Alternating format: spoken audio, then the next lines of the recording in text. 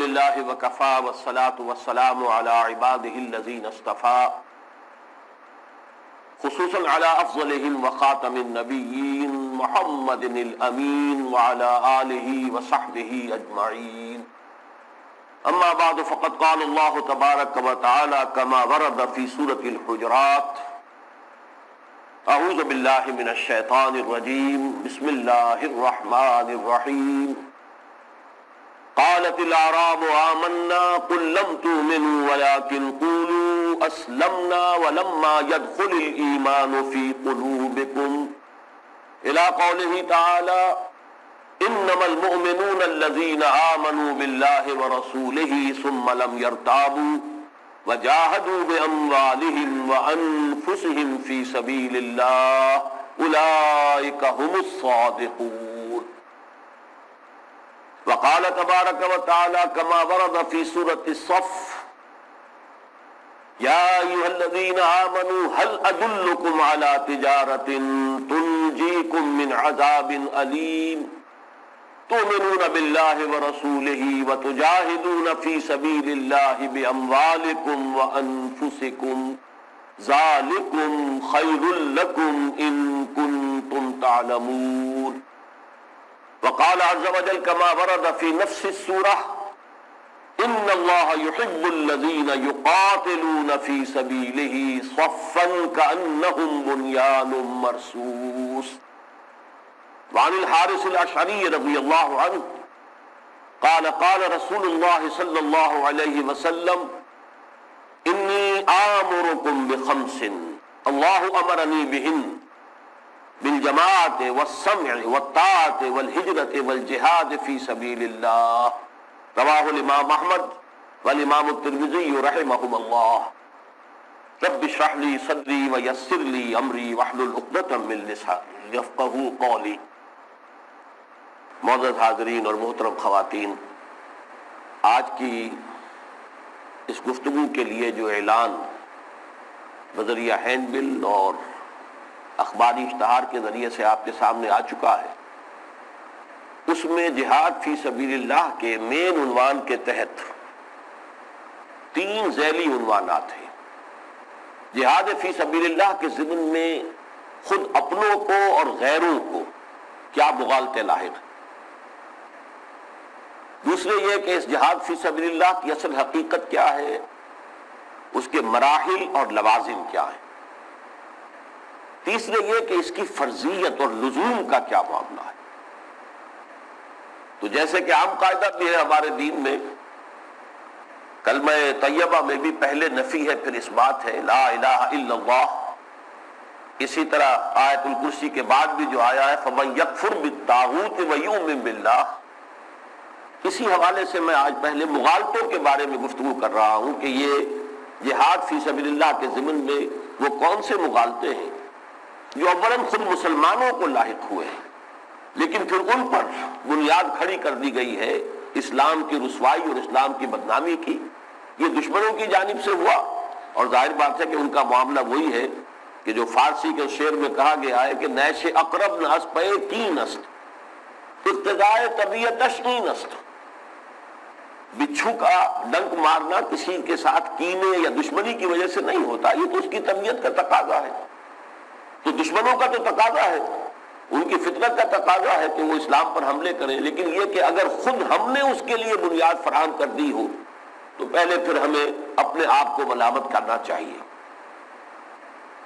جہاد فی سبیل اللہ کے ضمن میں سب سے بڑا مغالطہ جو بہت عام ہے، پھیلا ہوا ہے، اور صرف عوام میں نہیں خواص میں ہے، علماء کو لاحق ہے، وہ یہ ہے کہ جہاد کے معنی جنگ ہے۔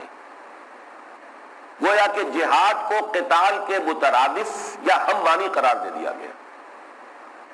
اب غور طرف بات یہ ہے کہ کسی بھی زبان کا یہ بنیادی قاعدہ ہے کہ کسی بھی زبان کے 2 الفاظ بالکل ایک مفہوم کے نہیں ہوتے۔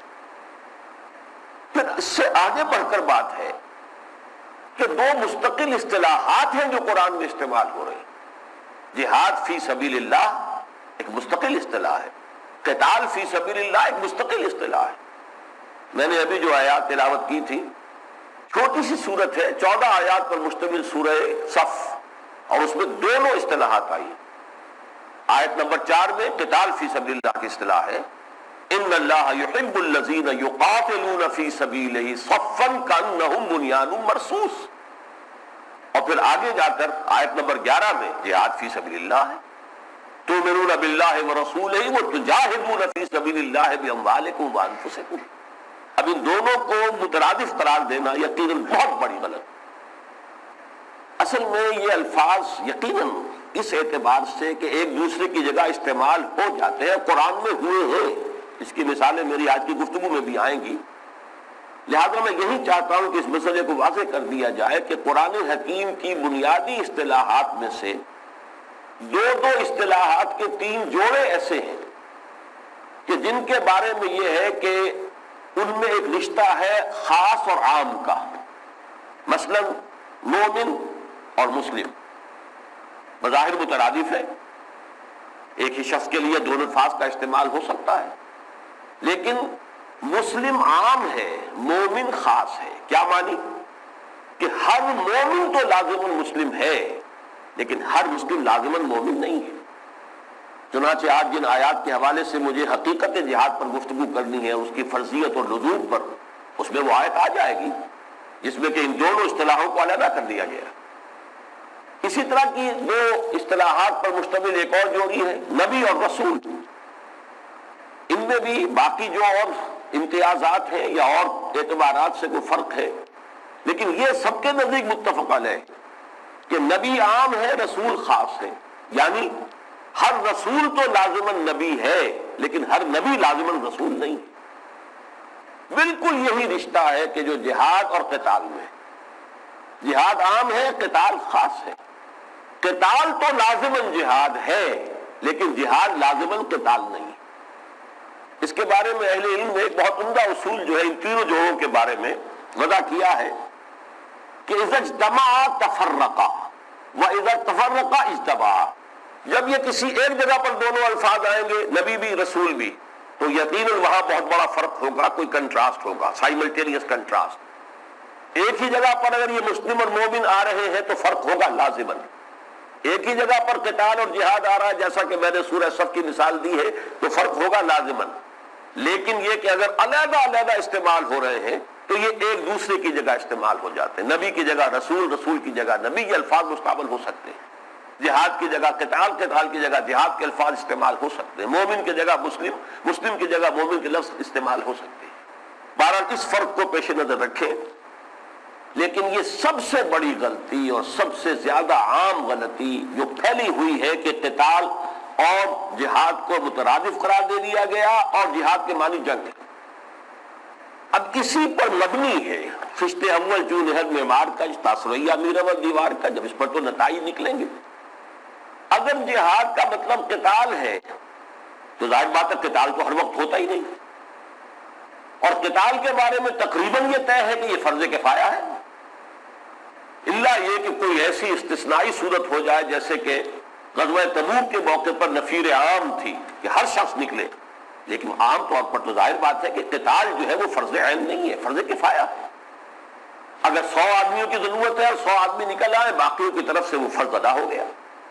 جیسے ہمارے ہاں نماز جنازہ فرض کفایہ ہے، کچھ لوگوں نے ادا کر لی ہے تو سب کی جانب سے ادا ہو جائے گی، لیکن کسی مسلمان کی نماز جنازہ کسی نے بھی ادا نہیں کی تو سب کے سب گناہگار ہو جائیں گے. اسی طرح کا معاملہ قتال کا ہے. جیسے کہ خلافت راشدہ میں ہوتا تھا کہ اگر جنگ چل رہی ہے شام کے محاذ سے مطالبہ آیا ہے کہ 10,000 آدمیوں کی مزید ضرورت ہے، اب یہاں اعلان کر دیا گیا 10,000 نکل آئے تو باقی لوگ آرام سے اپنے گھروں میں رہے، وہاں بسے سوئے، ان کے اوپر کوئی الزام نہیں.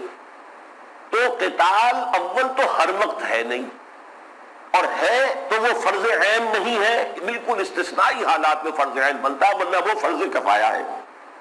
گویا کہ اس کے نتیجے میں جہاد کا تصور ہمارے جو دینی تصورات ہیں ان سے بحیثیت مجموعی خارج ہو گیا. تیسری چیز جس نے میں سمجھتا ہوں کہ جسے کہا جاتا ہے کہ جلتی آگ پر تیل کا کام جس نے کیا ہے اور جس کی وجہ سے پھر اصل بدنامی آئی ہے، اس لیے کہ یہ جو دوسرا نتیجہ میں نے بیان کیا کہ جہاد اور قتال کو مترادف سمجھنے کا جو بڑا نتیجہ نکلا وہ یہ کہ مسلمانوں کے دینی تصورات سے جہاد جو ہے فیڈ اوے کرتا چلا گیا، پس منظر میں چلا گیا، اس کی کوئی اہمیت نہیں، یہ کوئی فرض عین نہیں ہے، یہ کوئی لازم نہیں ہے، یہ کوئی ضروری شے نہیں ہے۔ لیکن یہ دوسرا نتیجہ جو میں عرض کرنے چلا ہوں یہ وہ ہے کہ جس نے اصل میں جہاد فی سبیل اللہ کی اصطلاح کو بدنام کیا ہے، اور وہ یہ کہ مسلمان جب بھی جنگ کرے وہ جہاد فی سبیل اللہ ہے۔ اس کے جو بدترین نتائج نکلے، ہمارا جو دور ملوکیت تھا، اب ظاہر بات ہے کہ بادشاہوں کی ہوس سے ملک گیری تاکہ بڑے سے بڑے محل بنا سکے، زیادہ سے زیادہ ریونیوز آئے، وہ جو ہے جنگیں کر رہے اور وہ بھی جہاد فی سبیل اللہ ہے، تو ظاہر بات ہے کہ اس کے نتیجے میں تو اس مقدس اصطلاح کو بدنام ہونا ہی تھا۔ تازہ ترین مثالیں آپ کو دے رہا ہوں، اسی صدی کے وسط میں 50s میں ایک آزادی کی جنگ لڑی جا رہی تھی الجزائر میں، فرانس سے آزاد ہونے کے لیے جدوجہد تھی، جنگ تھی۔ ظاہر بات ہے میں بعد میں عرض کروں گا کہ مسلمانوں کا وصول حریت کے لیے جہاد جائز جہاد ہے، لیکن ایک آزادی کا جہاد ہے، آزادی کی جنگ ہے، اور ایک ہے جہاد فی سبیل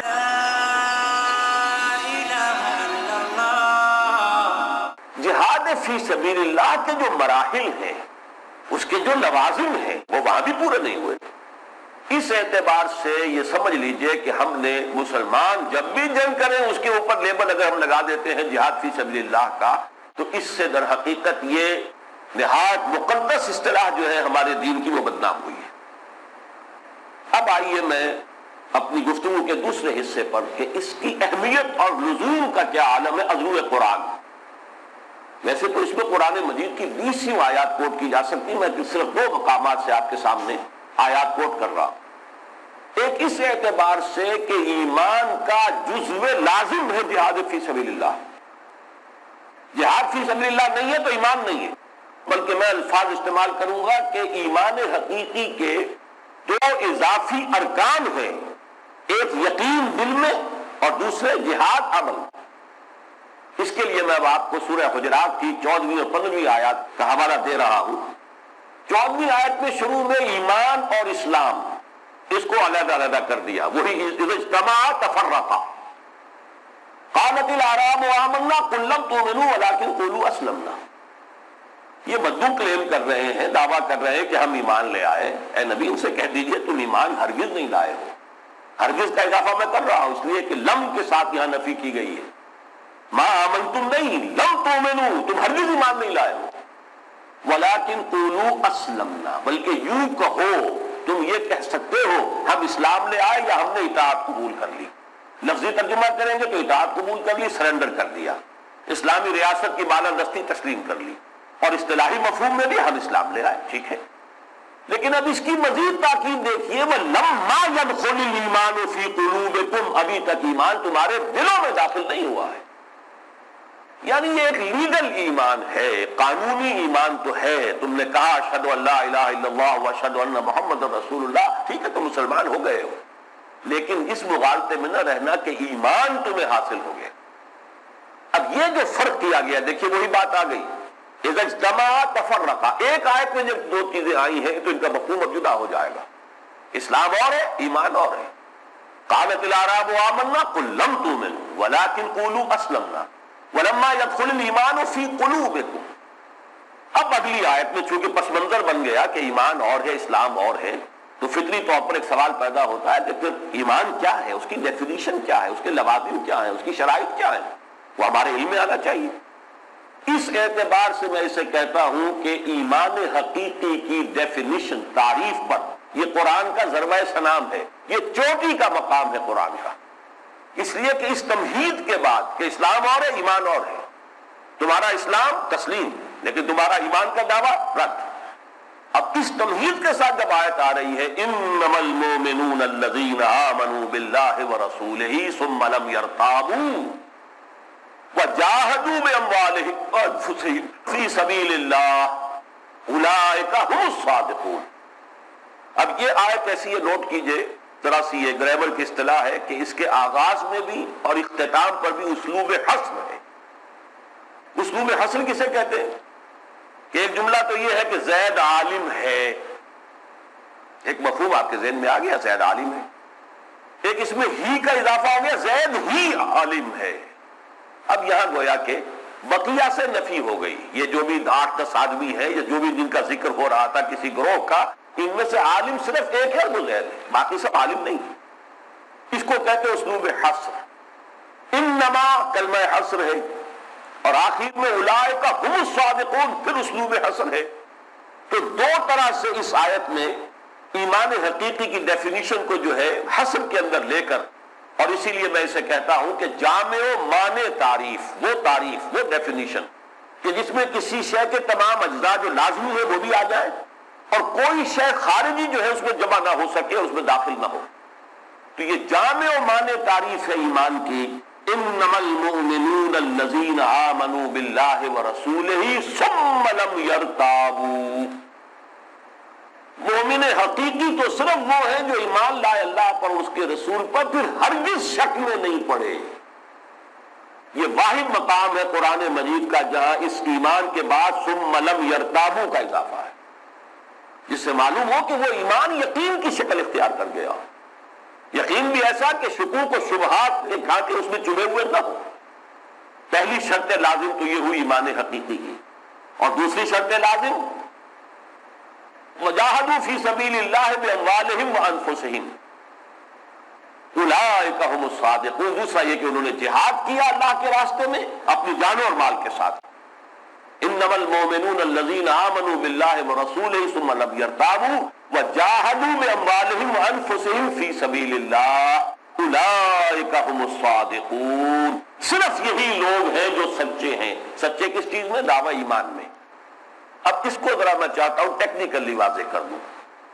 دیکھیے اسلام کے 5 ارکان، اور میں یہ اس حوالے سے یہ بات عرض کر رہا ہوں کہ بعض ہمارے مفکرین نے خاص طور پر جو دعوت کی کسی جد و جہد کو لے کر کھڑے ہوئے، کوشش کی ہے کہ جہاد کو بھی ارکان اسلام میں داخل کر دیں اس کی اہمیت کے پیش نظر. لیکن میرے نزدیک یہ کوشش غلط ہے. ارکان اسلام معین ہے، متفق علیہ حدیث حضرت عبداللہ ابن عمر سے رضی اللہ تعالی عنہما، بخاری اور مسلم دونوں میں موجود.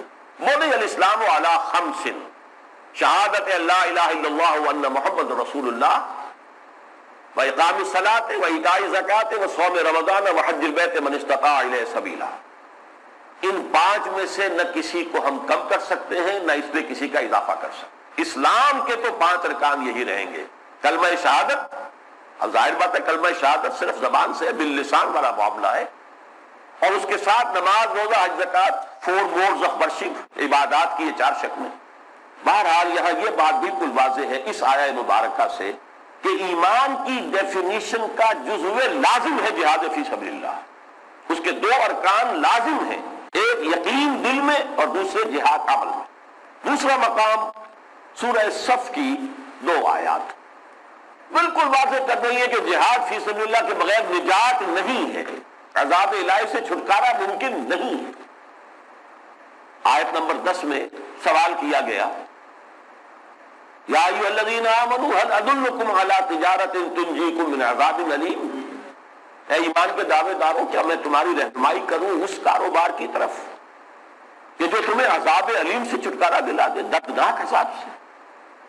اب اس کا جواب ہے تؤمنون باللہ ورسولہ. دیکھیے یہاں خود بخود امپلائیڈ ہے کہ یہاں اب ایمان پہلے بھی تھا، یا ایھا الذین آمنوا، خطاب کن سے ہو رہا ہے؟ لیکن اب جو بات کہی گئی اس کا مطلب یہ وہ ایمان قانونی درجے کا ایمان تھا، یہ وہ ایمان حقیقی ہے جس کی ڈیفینیشن آ چکی ہے سورہ حجرات کی آیت میں. تؤمنون باللہ ورسولہ، ایمان لاؤ اللہ پر اور اس کے رسول پر جیسے کہ ایمان لانے کا حق ہے. وتجاہدون فی سبیل اللہ باموالکم وانفسکم، اور جہاد کرو اللہ کی راہ میں اپنی جانوں اور مالوں کے ساتھ. ذالکم خیر لکم ان کنتم تعلمون، یہی تمہارے حق میں بہتر ہے اگر تم واقعتاً صحیح علم رکھتے ہو. معلوم ہوا کہ جہاد فی سبیل اللہ کے بغیر نجات کا تصور، فلاح کا تصور، یہ یوں سمجھیے کہ خود ساختہ تصور ہوگا، وشفل تھنکنگ ہوگی. اس کے بغیر نجات کی نفی مطلق ہو رہی ہے اس آیت کے ذریعے سے. یہاں البتہ ایک بات سمجھ لیجئے کہ قتال کا معاملہ یہ نہیں ہے، یہ جہاد کی بحث ہو رہی ہے. قتال کے ضمن میں تو سورہ نساء کے اندر ایک بڑی اہم آیت آئی ہے، آیت نمبر 95 ہے، لا یستوی القاعدون من المؤمنین غیر اولی الضرر والمجاہدون فی سبیل اللہ باموالہم وانفسہم فضل اللہ المجاہدین باموالہم وانفسہم علی القاعدین درجہ وکلا وعد اللہ الحسنى وفضل اللہ المجاہدین علی القاعدین اجرا عظیما. جو لوگ صحیح جسم و جان رکھتے ہوئے بغیر کسی عذر شرعی کے بیٹھے رہتے ہیں وہ یعنی قتال نہیں کرتے. یہاں ابھی اس آیت میں جہاد کا لفظ قتال کے معنی میں آیا. قتال میں نہیں جاتے، جنگ میں نہیں جا رہے، اس لیے کہ جیسا کہ میں عرض کر چکا ہوں حضور کی سیرت طیبہ میں صرف غزوہ تبوک کے وقت نفیر عام تھی. اس سے پہلے جتنی جنگیں ہوئی ہیں صرف تشویق و ترغیب. اہل ایمان نکلو، اللہ کی راہ میں نکلو، اللہ کی راہ میں جہاد کرو. لیکن لزوم فرض عین کے درجے میں قتال جو ہے پوری آپ کی جد و جہد جو ہے وہ اس سے خالی ہے سوائے غزوہ تبوک کے. اسی لیے میں نے عرض کیا تھا کہ قتال ہر وقت نہیں ہوتا، اور جب ہو تو پھر یہ کہ عام حالات میں وہ فرض کفایہ ہوتا ہے سوائے غزوہ تبوک کے معاملے کے. تو فرمایا جو لوگ بیٹھے رہے وہ برابر نہیں ہے ان کے کہ جو نکلے ہیں اللہ کی راہ میں، انہوں نے اپنے جان اور مال کے ساتھ جہاد کیا ہے بمعنی قتال. اللہ تعالیٰ نے جہاد کرنے والوں کو بہت بڑا درجہ دیا ہے ان لوگوں کے مقابلے میں کہ جو بیٹھے رہے ہیں. ویسے اللہ کا وعدہ سب سے اچھا ہے چونکہ یہ فرض عین نہیں ہے، لہذا اگر کوئی قتال کے لیے نہیں نکلا ہے تب بھی یہ نہیں ہے کہ وہ اب اللہ تعالیٰ کے ہاں مردود ہو گیا. نہیں، وَكُلًّا وَعَدَ اللَّهُ الْحُسْنَى، سب سے اللہ کا اچھا وعدہ ہے. البتہ یہ کہ اللہ تعالیٰ نے جو مجاہد ہیں جہاد کرنے والے قتال فی سبیل اللہ کے لیے جانیں ہتھیلی پر رکھ کر نکل آنے والے ان کے لیے بہت بڑے اجر عظیم کا اہتمام کیا ہے. اس کے مقابلے میں غزوہ تبوک کے موقع پر چونکہ نفیر عام تھی لہذا وہاں کا انداز کیا ہے، یا ایھا الذین آمنوا ما لکم اذا قیل لکم انفروا فی سبیل اللہ ثاقلتم الی الارض ارضیتم بالحیاۃ الدنیا من الآخرہ فما متاع الحیاۃ الدنیا فی الآخرۃ الا قلیل الا تنفروا يعذبکم عذابا شدیدا. اب یہاں عذاب شدید کی بات آ گئی.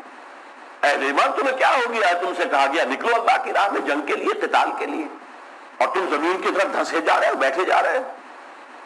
کیا تم آخرت کے مقابلے میں دنیا کی زندگی کو ترجیح دے بیٹھے ہو؟ تم نے پسند کر لیا دنیا کی زندگی. جان لو کہ آخرت کے مقابلے میں دنیا کی زندگی کی کوئی حقیقت نہیں، متاع قلیل ہے. اور اگر نہیں نکلو گے تو سن رکھو کہ اللہ تمہیں عذاب شدید دے گا. تو یہ ذرا دو مقامات جو ایک دوسرے کے مقابلے میں میں نے آپ کے سامنے رکھ دیے تو معلوم ہو کہ قتال جب فرض عین بن جائے نفیر عام ہو تو اس کی صورت اور ہے، ورنہ عام حالات میں قتال فرض کفایہ ہے، فرض عین نہیں ہے، اور اس کے لیے تشویق و ترغیب سے کام لیا جائے گا. البتہ جہاد فی سبیل اللہ وہ ہے کہ جس کے بغیر نجات کا کوئی تصور ہی ممکن نہیں.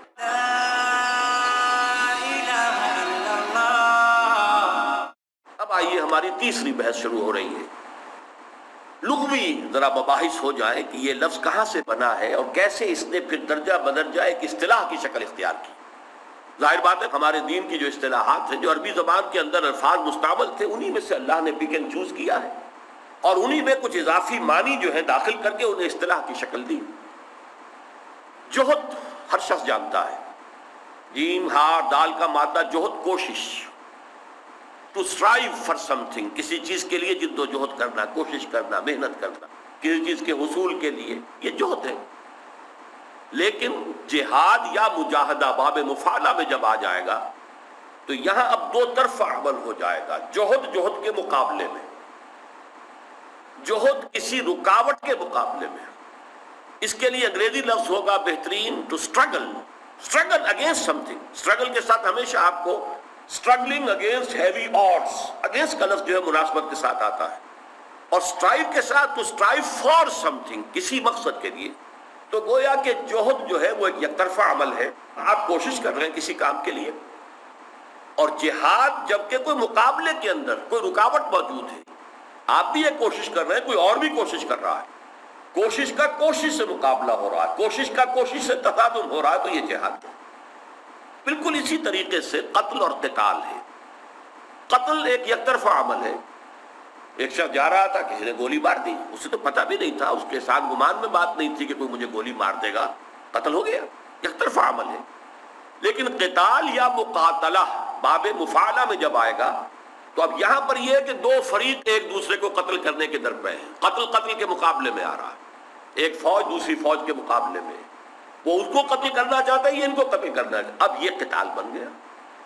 تو قتل سے قتال اور جوہد سے جہاد یہ بالکل سادہ بات ہے، اور اس کا مفہوم جو ہے، چونکہ لفظ جوہد ہماری اپنی زبان میں عام مستعمل ہے، اس اعتبار سے اس کے مفہوم کو سمجھنے میں قتل کوئی دقت نہیں۔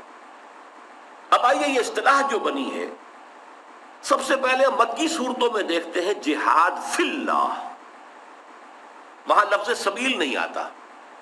ابھی آپ نے آیات سنی ہے، سورہ حج کی آخری آیت وَجَاهِدُوا فِي اللَّهِ حَقَّ جِهَادِهِ، جہاد کرو اللہ کے لیے جتنا کہ اس کے لیے جہاد کا حق ہے۔ اسی طریقے سے سورہ عنکبوت کی آخری آیت ہے وَالَّذِينَ جَاهَدُوا فِينَا لَنَهْدِيَنَّهُمْ سُبُلَنَا، جو لوگ ہمارے لیے جہاد کریں گے، محنت کریں گے، کوشش کریں گے، جد و جہد کریں گے، ہم ان کے لیے اپنے راستے کھولتے چلے جائیں گے، ان کو رہنمائی دیتے چلے جائیں گے۔ اس سے آگے بڑھ کر پھر مدنی صورتوں میں اس میں لفظ سبیل کا اضافہ ہوا، جہاد فی سبیل اللہ، اللہ کی راہ میں جہاد۔ وہ اللہ کی راہ سے کیا مراد ہے، یہ وہ بعد میں جب میں اس کی منازل کا تذکرہ کروں گا کہ اس کی منزلیں کون کون سی ہیں، مرحلے کون کون سے ہیں، تو پھر وہ خود بخود بات واضح ہوتی جائے گی۔ لیکن جہاد فی سبیل اللہ اب یہ ایک اصطلاح بنی، قتال فی سبیل اللہ اب یہ اصطلاح بنی۔ پھر اس میں ایک اضافہ ہوتا ہے، انسان جو جد و جہد بھی کرتا ہے، جو محنت کرتا ہے، جو جہاد کرتا ہے، اس میں دو چیزیں کھپتی ہیں اس کی، بے اموالکم و انفسکم، اپنے جو بھی بلونگنگز ہیں، جو بھی آپ کے وسائل و ذرائع ہیں، جو بھی اللہ نے آپ کو دولت دی ہے، پیسہ دیا، خرچ کیجیے اس کو اس مقصد کے لیے، اس کام کے لیے لگائیے، کھپائیے۔ اور جان، انسان جو صلاحیت دی ہے، جو توانائی دی ہے، جو آپ کو سمجھ دی ہے، جو شعور بخشا ہے، اگر ذہانت عطا کی ہے یا جسمانی صلاحیت دی ہے تو اس کو اللہ کی راہ میں کھپائیے۔ تو بے اموالکم و انفسکم، یہ گویا کہ تیسرا اضافہ ہوا، جہاد فی سبیل اللہ بالاموال والانفس۔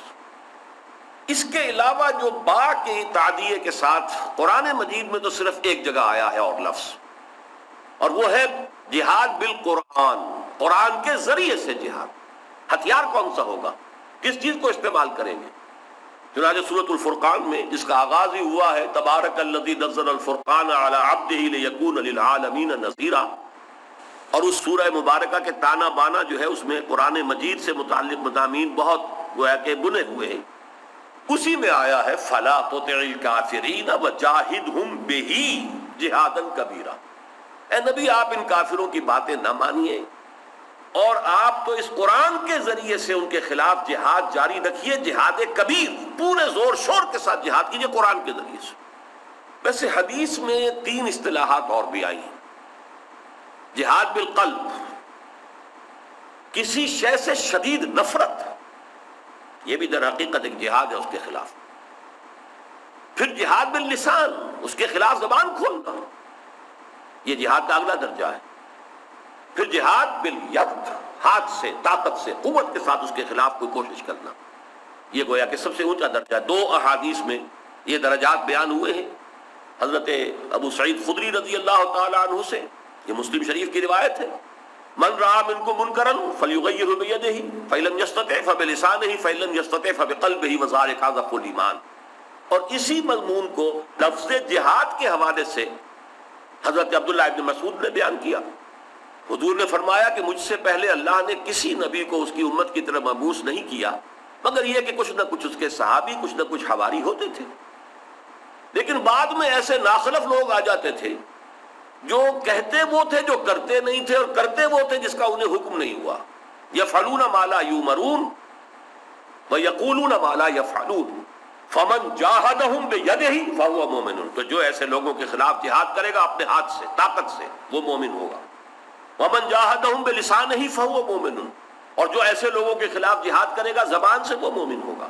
ومن جاہدہم بقلبہ فہو مومن، اور جو اپنے دل سے جہاد کرے گا یعنی شدید نفرت رکھے گا ان سے، وہ مومن ہوگا۔ وَلَيْسَ وَرَاءَ ذَلِكَ مِنَ الْإِيمَانِ حَبَّةُ خَرْدَلٍ، اس کے بعد تو ایمان رائی کے دانے کے برابر بھی نہیں ہے۔ اور یہ نوٹ کر لیجئے، یہ حدیث بھی مسلم شریف کی ہے۔ اس کے علاوہ یہ ہے کہ جو عام طور پر لفظ استعمال ہوتا ہے قتال کے لیے، تو جہاد بالسیف، تو جہاد بالقرآن، جہاد بالقلب، جہاد باللسان، جہاد بالید، جہاد بالسیف، یہ گویا کہ میں نے صرف آپ کے سامنے لغوی اور اصطلاحی جو مفہوم ہے جہاد فی سبیل اللہ کا وہ بیان کر دیا۔ اب آئیے جہاد کی منزلیں، 3 منزلیں پہلے بنیادی سمجھ لیجئے۔ سب سے پہلی منزل جہاد کی وہ ہے جہاد فی سبیل الحیات، زندہ رہنے کے لیے جہاد، جسے علامہ اقبال نے جہاد زندگانی کہا ہے۔ یقین محکم عمل پہم محبت فاتح عالم، جہاد زندگانی میں ہے یہ مردوں کی شمشیریں، یا جسے جو نظریہ ارتقاء ہے اس کے جو فلسفیانہ مباحث ہیں ان میں اصطلاح آتی ہے اسٹرگل فار ایگزسٹنس، زندہ رہنے کے لیے، وجود کے برقرار رکھنے کے لیے آپ کو جدوجہد کرنی پڑتی ہے، اور ظاہر بات ہے کمپٹیشن ہے۔ ایک ہی ملازمت کی کہیں کوئی جگہ نکلی ہے اور اس کے لیے سینکڑوں درخواستیں ہیں، اور ہر درخواست کنندہ جو ہے وہ اپنا سا دوڑ لگا رہا ہے، کوئی سفارش ہے، کوئی یہ ہے، کوئی وہ ہے، بھاگ دوڑ ہے، یہ سب جہاد ہو رہا ہے، لیکن کاہے کے لیے؟ صرف ایک جو ہے ملازمت جس سے کہ اپنی معاش کی کوئی شکل پیدا ہو جائے۔ تو یہ جہاد فی سبیل الحیات، یہ گویا کہ ہر لیونگ آرگنزم کا یہ لازمہ ہے، ہر شے کے جو زندہ ہے، جس میں زندگی ہے، اسے اپنی زندگی کو برقرار رکھنے کے لیے مسلسل جہاد کرنا پڑتا ہے۔ اسی میں پھر سروائیول آف دی فٹسٹ کا تصور شامل کیا جاتا ہے۔ تو یہ جہاد کی اولین منزل، جو جیسا کہ میں نے عرض کیا ہر لیونگ آرگنزم جو اس کی زندگی میں لازماً موجود ہے، یہی جہاد اگر زندگی کا ایک بندہ مومن کرتا ہے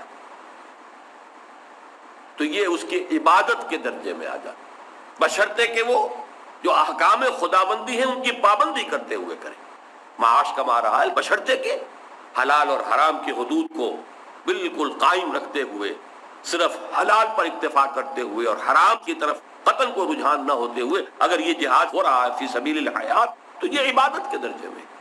لیکن اس کے لیے ظاہر بات ہے کہ ایک اور خاص قسم کے جہاد کی ضرورت ہوگی، وہ میں اس کے بعد بیان کروں گا۔ لیکن یہ ہے جہاد سب سے بنیادی، اسٹرگل فار ایگزسٹنس۔ اب آگے آئیے، اس سے اوپر ایک منزل ہے، یہ اسٹرگل فار ایگزسٹنس ہر جاندار کے لیے ہے، وہ اور انسانوں میں مسلمان ہوں کافر ہوں جو بھی ہوں سب کر رہے ہیں۔ دوسرا ہے جہاد فی سبیل الحقوق، انسانی حقوق کے حصول کے لیے، اور جس کی سب سے بڑی شکل ہے جہاد فی سبیل الحریہ، آزادی انسان کا حق ہے، آزادی کے حصول کے لیے جہاد، جس کو آپ فریڈم سٹرگل کہتے ہیں۔ یہ مسلمان بھی کرتے رہے، غیر مسلم بھی کرتے رہے، پوری تھرڈ ورلڈ نے جو کولونیل رول سے آزادی حاصل کی ہے تو ہر جگہ جہاد ہوا ہے، ہر جگہ محنت ہوئی ہے، ہر جگہ کوشش ہوئی ہے۔ اور عجیب بات یہ ہے کہ سب لوگوں نے شہید کی لفظ استعمال کر لیا، شہید کا لفظ استعمال کرتے ہیں اپنے مجاہدین آزادی، جو لوگ بھی اس میں انہوں نے اپنی جانیں دی ہیں وہ شہداء ہیں ان کے۔ تو ایک ہے جہاد فی سبیل الحریہ، اور اس کو بھی میں نے خاص کر دیا ویسے فی الحقوق، جو بھی حقوق ہیں ان کے حصول کے لیے جد و جہد، اس لیے کہ شیر کے منہ میں سے نوالا نکالنا آسان نہیں ہے۔ اگر کوئی طبقات ایسے ہیں کہ جنہوں نے لوگوں کے حقوق غصب کیے ہوئے ہیں، کوئی ایکسپلائٹیشن ہے، سرمایہ دارانہ نظام ہے، ان کے چنگل سے نکلنا آسان کام نہیں ہے، جاگیردارانہ نظام ہے، اس کے چنگل سے نکلنا آسان کام نہیں ہے، کسی قوم نے دوسری قوم کو اپنا غلام بنا لیا ہے، اس سے آزادی حاصل کرنا کوئی آسان کام نہیں ہے، اس کے لیے جہاد اور ہو سکتا ہے قتال کی بھی ضرورت پیش آئے۔ یہ جہاد ہے فی سبیل الحقوق یا فی سبیل الحریہ۔ یہ بھی جب مسلمان کرتا ہے، اور اس میں پھر وہی شرط ہوگی شریعت کے حدود اور قیود کی پابندی کرتے ہوئے، کیونکہ اس سے باہر نکل گئے تو پھر معاملہ جو ہے وہ بالکل ہی دوسرا ہو جائے گا۔ شریعت کے حدود و قیود کی پابندی کرتے ہوئے جہاد حریت مسلمان کرتا ہے تو یہ جائز بھی ہے، اور اس میں اگر جان دیتا ہے تو مرتبہ شہادت پر فائز ہوتا ہے۔ اگرچہ یہ شہادت وہ نہیں ہے جو جہاد فی سبیل اللہ کی شہادت ہوگی، درجات کا فرق رہے گا، اگر حفظ مراتب نہ کنی زندگی، درجوں میں اگر فرق کی بات ہے تو اس کو تو ہمیں پیش نظر رکھنا ہوگا، لیکن ہے یہ بھی شہادت، اس لیے کہ حضور نے فرمایا صلی اللہ علیہ وسلم من قتل دون مالہ فہو شہید، کوئی مومن اگر اس کے اوپر ڈاکوؤں نے حملہ کیا ہے، اب اس کے لیے 2 راستے کھلے ہیں، یا تو کہے کہ جان بخشی کرو بھائی جو میرے پاس ہے لے لو، اور ایک یہ کہ وہ اپنے مال کی حفاظت میں ڈٹ جائے، مقابلہ کرے۔ اب اگر مارا گیا ہے تو اس کا درجہ شہادت کا ہے، من قتل دون مالہ، جو شخص، جو مسلمان، جو بندہ مومن اپنے مال کی حفاظت کرتے ہوئے مارا گیا وہ شہید ہے۔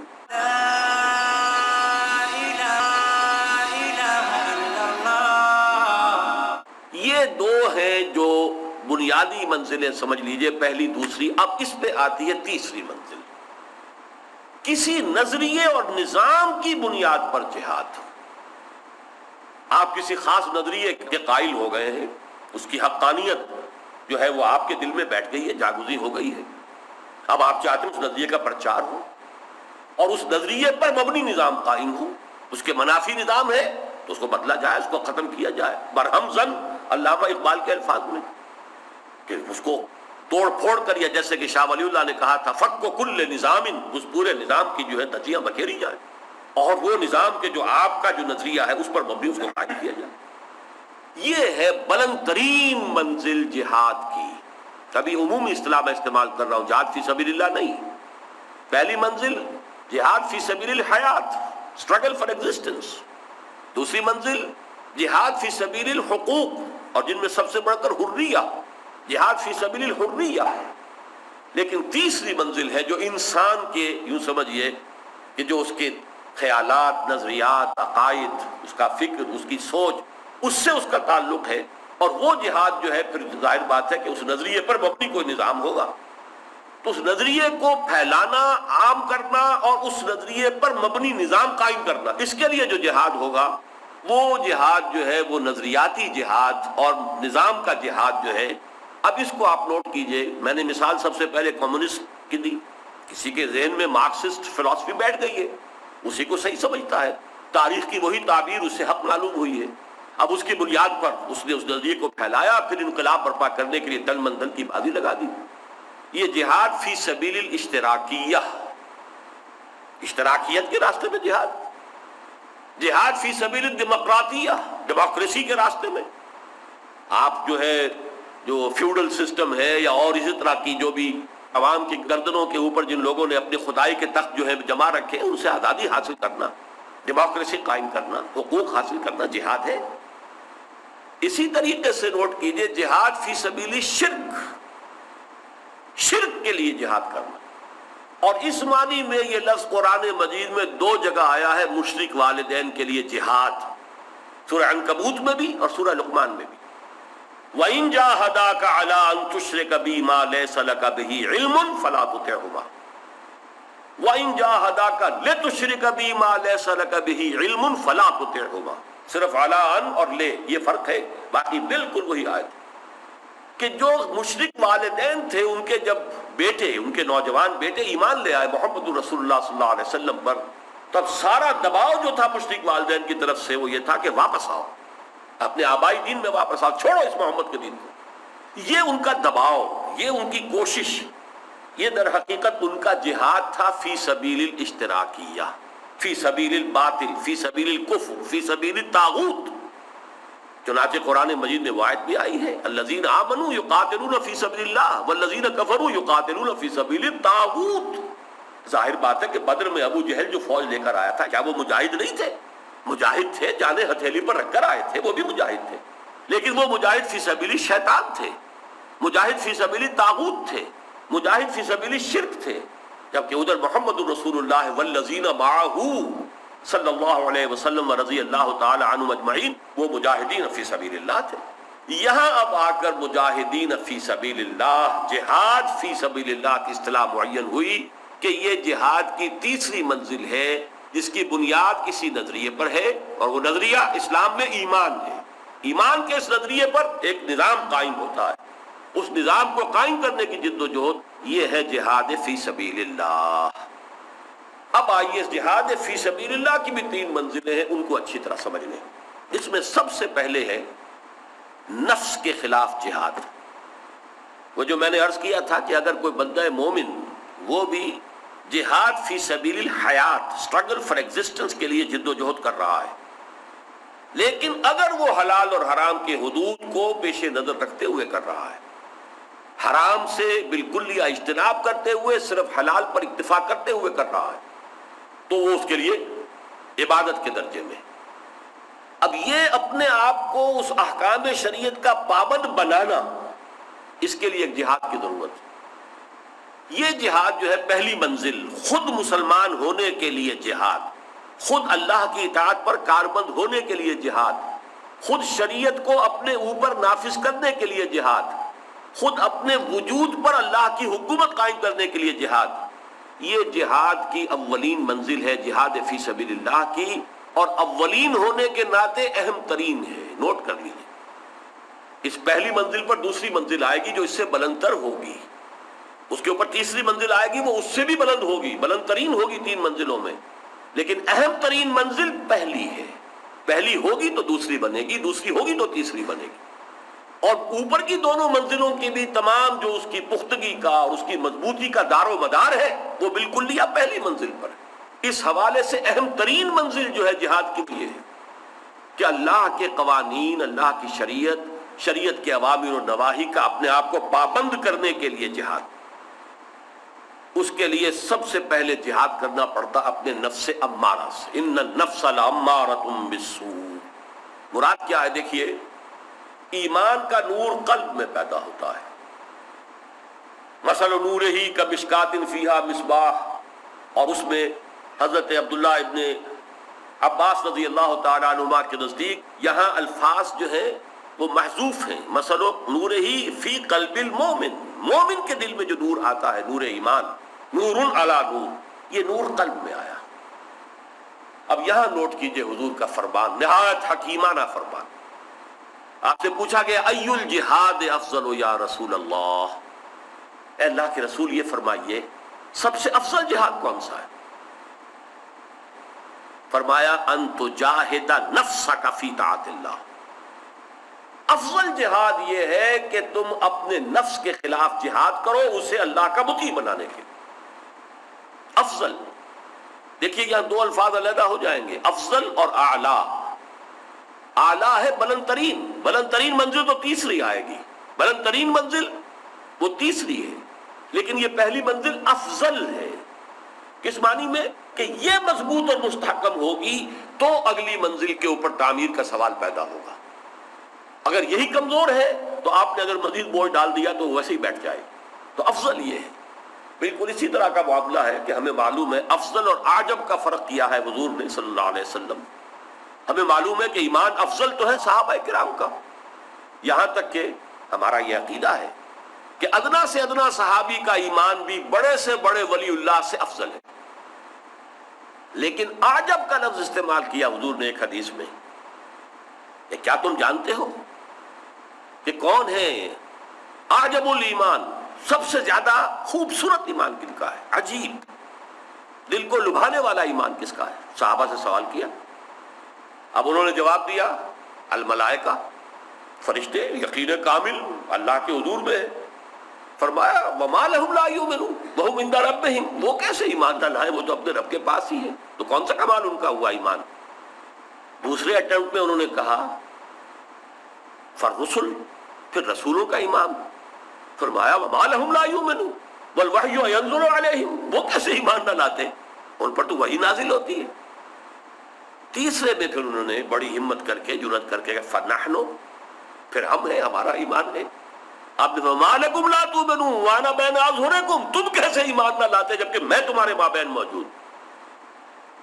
اور پھر آپ نے جواب دیا ان اعجب الایمان الی لاخواننا الذین یاتون من بعدی یجدون صحفا فیہ کتاب اللہ فیؤمنون بما فیہا، میرے نزدیک خوبصورت ترین دل کو لبھانے والا ایمان تو وہ ہوگا ہمارے ان بھائیوں کا جو میرے بعد آئیں گے، میری صحبت سے ان کو حصہ نہیں ملے گا، انہیں تو اوراق ملیں گے جن میں اللہ کی کتاب لکھی ہوئی ہو، اس پر ایمان لائیں۔ تو عجب ایمان بعد والوں کا ہے، افضل ایمان صحابہ کرام کا ہے۔ اسی طرح اعلیٰ جہاد آخری منزل، وہ تو قتال فی سبیل اللہ کی آئے گی، ہم پہنچیں گے وہاں، نویں منزل ہے وہ، لیکن یہ ہے کہ افضل ایمان یہ ہے پہلی منزل۔ لیکن اس پہلی منزل پر نفس کے خلاف جہاد کے ساتھ دو اور جہاد بھی ہیں جو کرنے پڑتے ہیں۔ نمبر ایک، شیطان لعین اور اس کا جو غیر مرئی لشکر ہے اس کے خلاف جہاد۔ یہ ہمارے نفسانی تقاضوں میں پھونکے مارتا ہے، انہیں مشتعل کرتا ہے، یہ شیطان ہمیں ورغلاتا ہے، برے راستے کو مزین کر کے دکھاتا ہے، یہ شیطان ہمارا دشمن ہے۔ ان شیطان لکم عدو فاتخذوہ عدوا، مثبت انداز میں فرمایا گیا یہ شیطان جو ہے تمہارے لیے دشمن ہے، تم بھی تو اسے اپنا دشمن سمجھو، تم تو اس سے دوست بنائے بیٹھے ہو۔ چنانچہ یہ شکوے کا انداز بھی سورہ کہف میں آ گیا ہے، افتتخذونہ وذریتہ اولیاء من دونی وہم لکم عدو بئس للظالمین بدلا۔ کیا تم نے اس شیطان لعین کو، ابلیس کو، اور اس کے جو بھی ایجنٹ ہیں، چیلے چانٹے ہیں، ان کو اپنا دوست بنا لیا ہے مجھے چھوڑ کر؟ تو ظالموں کے لیے جو ہے بدل، یہ بہت ہی برا بدل ہے جو انہیں حاصل ہوا ہے۔ میری دوستی، میری ولایت کو چھوڑ کر انہوں نے شیطان کے ساتھ دوستی کاٹی۔